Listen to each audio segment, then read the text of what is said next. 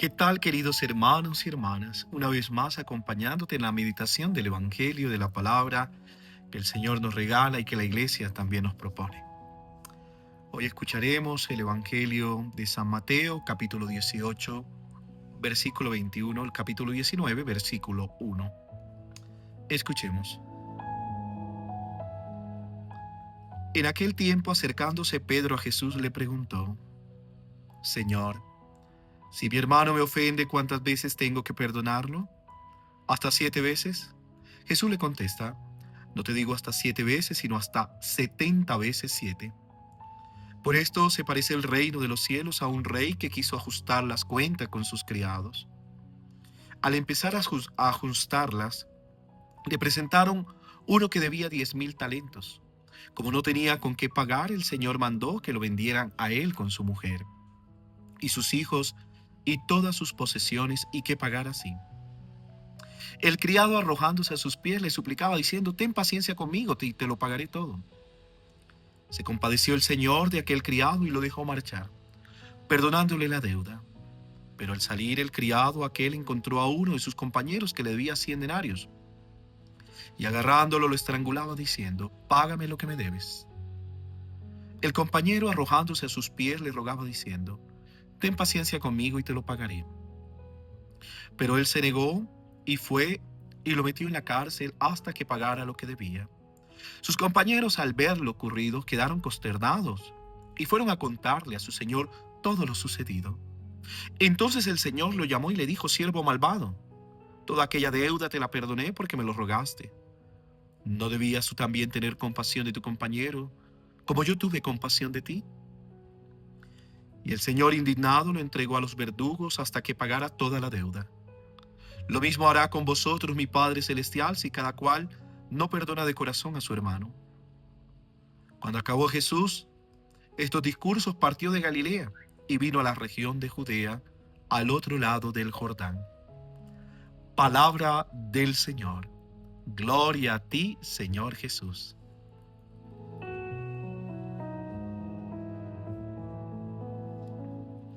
Hoy quisiera orar por todos aquellos hermanos y hermanas que sufren calamidades, que sufren situaciones difíciles, serias. Aquellos hermanos que pasan necesidad de hambre, aquellos hermanos que pasan necesidad de un techo, de una casa.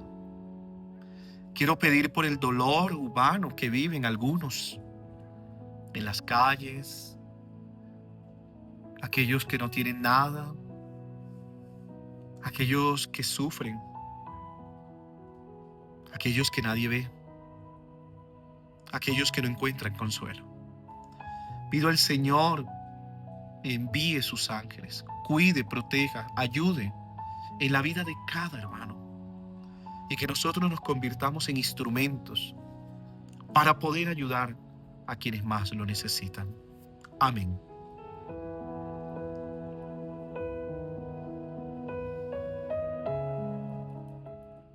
Hermanos y hermanas, continúa la enseñanza de Jesús con la corrección fraterna. Recordemos que antes de ayer nos hablaba el Evangelio de hay que hacerse como niños para el reino de los cielos. Luego ayer nos habló de la corrección fraterna y todavía sigue todo este discurso del Evangelio de Mateo en el capítulo 18 sobre el discurso de la comunidad o de la eclesia, de la iglesia. Si ayer hablábamos cómo recuperar el hermano, ahora enseña que la reconciliación solamente es posible cuando existe un corazón dispuesto a querer perdonar. Esa es la enseñanza del Evangelio de hoy. Recordemos que he venido explicando que Mateo tiene 5 discursos. Estamos en el 4º discurso. El discurso de la iglesia, o el discurso sobre la vida de la comunidad cristiana, digamos de esa manera. Y está en el capítulo 18, y hay una secuencia. El capítulo 18 del 1 al 5, hacerse como niños. Del versículo 6 al 9, evitar el escándalo. Del versículo 10 al 14, la oveja perdida. Del 15 al 20, la corrección fraterna. Del 21 al 35, perdón sin límite. Y del 19:1, Jesús continúa su camino. Por tanto, el Evangelio presenta una lógica muy clara. Si queremos una comunidad que cuide al hermano, debemos aprender a corregir con caridad y sobre todo a perdonar. Tema difícil.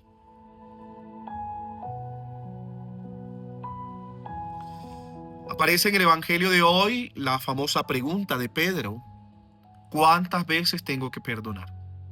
Señor, si mi hermano peca contra mí, ¿cuántas veces tengo que perdonarlo? ¿Hasta 7 veces? La pregunta de Pedro es muy humana. A la vez quiere como salir adelante, quiere como justificar, pienso yo. Pedro está dispuesto a perdonar, pero quiere saber hasta dónde llega la obligación del perdón. En el fondo pregunta: Señor, ¿cuál es el límite del perdón? Eso es lo que está preguntando Pedro. Y propone 7 veces, que ya es una cantidad extraordinaria para la mentalidad de aquella época.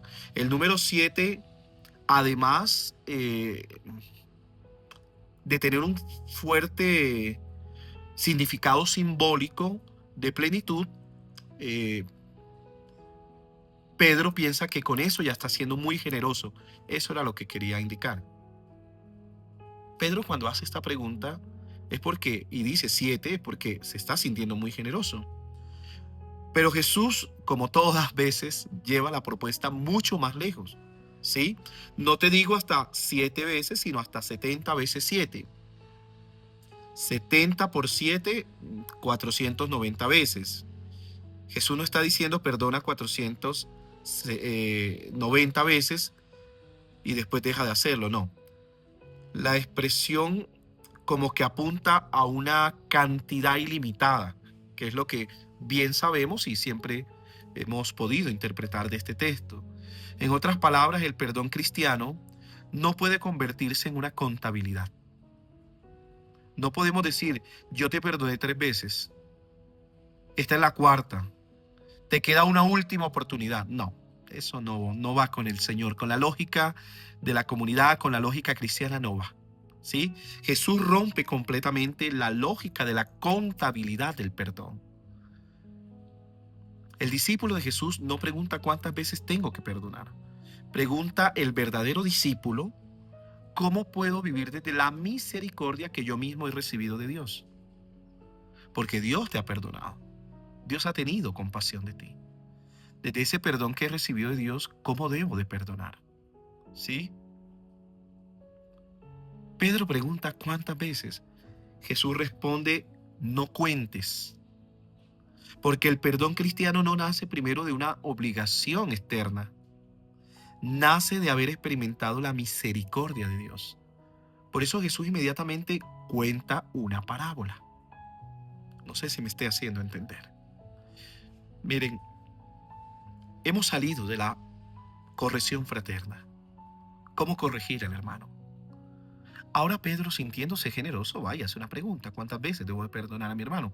7, el 7 es el número de la perfección, el número de la plenitud. Y se siente generoso dando este número. Pero Jesús le cambia la lógica a Pedro y nos las cambia también a nosotros siempre. Jesús nos pide que no lleves contabilidad del perdón. Es que yo le he perdonado 3 veces, 50 veces, 40 veces. No, el verdadero perdón nace del corazón, se da ilimitadamente, se da. ¿Sí? Un verdadero discípulo sabe perdonar desde la experiencia de misericordia que ha sentido con el Señor. Es eso. Si te has sentido perdonado por Dios, ¿cuántas veces Dios te ha perdonado? ¿Cuántas veces ha borrado tus culpas? ¿Cuántas veces ha escrito tu nombre en la vida, en el libro de la vida? Ahora vayamos a la parábola. El reino de los cielos se parece a un rey que quiso ajustar cuenta con sus servidores. La parábola presenta una situación de deuda. Un servidor debe una cantidad absolutamente enorme. Enorme. En esa época era impensable pagar esta deuda. Y el rey exige que se pague. Como el hombre no puede hacerlo, pide paciencia. Y sucede algo: el rey se compadece y le perdona toda la deuda. Aquí está el corazón de la parábola. El servidor no consigue la misericordia porque haya pagado. No la consigue porque lo merezca. La consigue porque el rey se compadece. El rey siente misericordia, compasión de él. Miren, cuando uno lee este texto y va al contexto, la cantidad que éste le debe al rey es deliberadamente exagerada. Es mucho, mucho, demasiado. Y Mateo utiliza esta exageración para mostrar que estamos ante una deuda humanamente impagable. Ahora, ¿cuál es la intención en la teología? Jesús quiere que entendamos la magnitud de la misericordia de Dios. Nuestra deuda con Dios no puede resolverse simplemente con nuestros propios méritos. Necesitamos la gracia. Por eso la vida cristiana comienza con una experiencia fundamental. Yo he sido perdonado. Él nos ha perdonado. Miren, el problema que aquí vemos es el servidor perdonado no perdona. El servidor acaba de recibir una inmensa misericordia, pero cuando encuentra a otro servidor que le debe una cantidad mucho menor, lo agarra y le exige que le pague. El otro le dice, ten paciencia conmigo. Exactamente la misma petición que él le había hecho al rey. Pero ahora responde con dureza. Recibió misericordia, pero no se convirtió en misericordioso. Recibió misericordia, pero no se convirtió en misericordioso. Hermanos, estos yo diría que se llamaría la incoherencia del corazón. El servidor quiere recibir misericordia para sí, pero no quiere ofrecer a los demás. Y aquí Jesús toca una realidad profundamente humana. Podemos pedir, Señor, perdóname, pero después podemos decir, a ese no lo perdono. No le perdono lo que me hizo. ¿Sí? Podemos reconocer nuestras propias debilidades y sin embargo ser extremadamente duros con las debilidades de los demás. Jesús denuncia esa la incoherencia. Conocemos nuestras debilidades, pero somos duros con los demás, tratamos muy duros a los otros. A veces eso pasa cuando escucho en el sacramento de la confesión, hombres y mujeres que están viviendo la misericordia y están viendo su pecado, pero aún así son de dureza con los demás, con los otros y tratan a los demás fuertemente. Qué incoherente el corazón, ¿verdad? Hemos recibido misericordia, pero no somos misericordiosos. Por eso aparece la pregunta, ¿no deberías tú también tener compasión? La palabra es clave. Como yo tuve compasión de ti. Jesús establece una relación entre la misericordia recibida y la misericordia ofrecida. El cristiano perdona porque ha sido perdonado, no porque otro necesariamente lo merezca. Grábate esto para ti que te es difícil perdonar. El cristiano perdona porque ha sido perdonado, no porque el otro necesariamente lo merezca.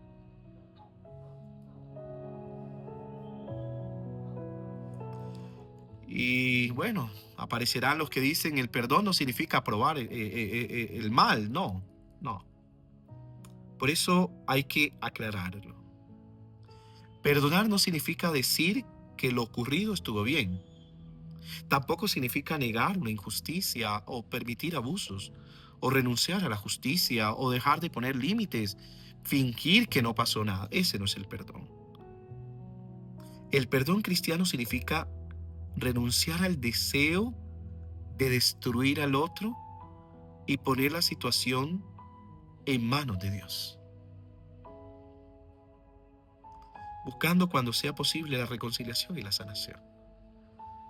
Podemos perdonar, pero las cosas pueden que no sean igual. Ya no es lo mismo. Y entiendo que hay heridas que necesitan tiempo para sanar y hay relaciones que requieren tiempo y también límites. Hay relaciones que ya uno tiene que mirar. Pero el cristiano está llamado a no alimentar indefinidamente el odio y el deseo de venganza.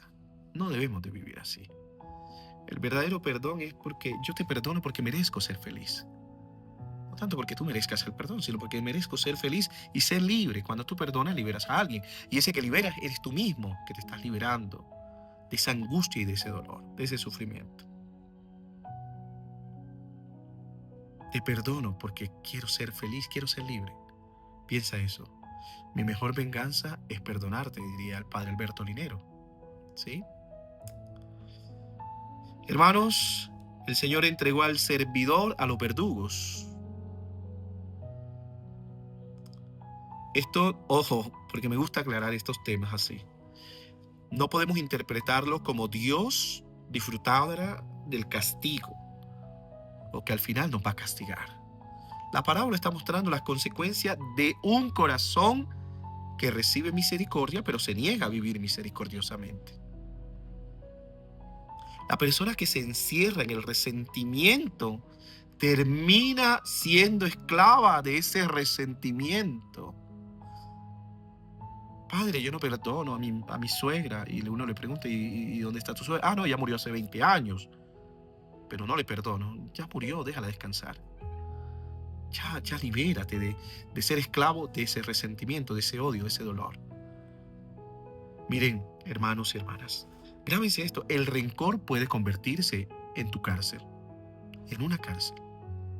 Por eso cuando Jesús habla de perdón, no solamente está pensando en el bienestar del otro, también está pensando en nuestra propia libertad. Termina el Evangelio. Lo mismo hará con usted, mi Padre Celestial, si cada uno no perdona de corazón a su hermano. De corazón, dice la palabra. Jesús no está interesado solamente en una fórmula externa, te perdono, no, de labio, como digo yo, de jeta para afuera, no, de corazón. ¿Sí? A veces uno puede decir, Señor, todavía me duele, todavía no puedo olvidar, pero quiero dejar de odiar y quiero comenzar a perdonar. Ese es un camino auténtico, ser sincero, porque, insisto, duele, pero puede ser un camino. Yo digo que una persona puede perdonar y todavía recordar, pero sin dolor. Puede perdonar y seguir necesitando sanar. Puede perdonar y mantener distancia prudente. Puede perdonar y pedir justicia. La clave es que el dolor no se convierta en el odio permanente. Porque el Evangelio lo que busca es liberar el corazón. Eso es lo que busca. Hermanos, preguntémonos por qué Jesús termina con el perdón. Porque una comunidad cristiana sin perdón termina destruyéndose. Un matrimonio sin perdón termina acabándose, terminan hiriéndose. Cada ofensa genera otra ofensa. Miren, viene la ofensa, el resentimiento, la venganza, una nueva ofensa y una división. Y Jesús quiere romper esta cadena y propone ofensa, misericordia, perdón, reconciliación. Ese es el camino. Eso es lo que debemos de seguir. Y lo debemos de seguir en la parroquia, en nuestra comunidad, con nuestros amigos, en nuestro matrimonio. Ese es el camino. Hermanos, el texto que analizamos habla de la corrección fraterna, el de ayer. Ahora Jesús habla el de hoy, del perdón. Y los dos textos deben mantenerse unidos. Corregir sin amor destruye. Perdonar sin buscar la verdad puede convertirse en una falsa reconciliación. Jesús propone una comunidad capaz de hacer ambas cosas. Decir la verdad con caridad y perdonar con misericordia. Termina el Evangelio. Hoy me he extendido un poco. Perdóneme, discúlpeme. Cuando terminó Jesús estos discursos, dice que Mateo está mostrando que la enseñanza de Jesús debe convertirse en camino de vida. Termina esta enseñanza y continúa su camino. No es una ruptura absoluta del texto. Mateo está mostrando que la enseñanza de Jesús debe convertirse en camino de vida. Esto es un camino de vida. No basta escuchar, hay que perdonar. Hay que caminar hacia una vida en la que el perdón sea realmente posible. Te invito a que pienses hoy, ¿a quién necesito perdonar? ¿A quién necesito pedirle perdón? ¿Soy consciente de cuánto Dios me ha perdonado? Hermanos y hermanas, quien ha experimentado el perdón de Dios está llamado a convertirse también en un instrumento de perdón. Y necesitamos este perdón. En la vida cristiana, en nuestra nación tan sufrida y herida, reconciliémonos como hermanos, porque somos hijos de un mismo Padre. Amén. Que Dios te bendiga en el nombre del Padre, del Hijo y del Espíritu Santo. Amén. Te deseo un hermoso día. Reza por mí y yo por ti.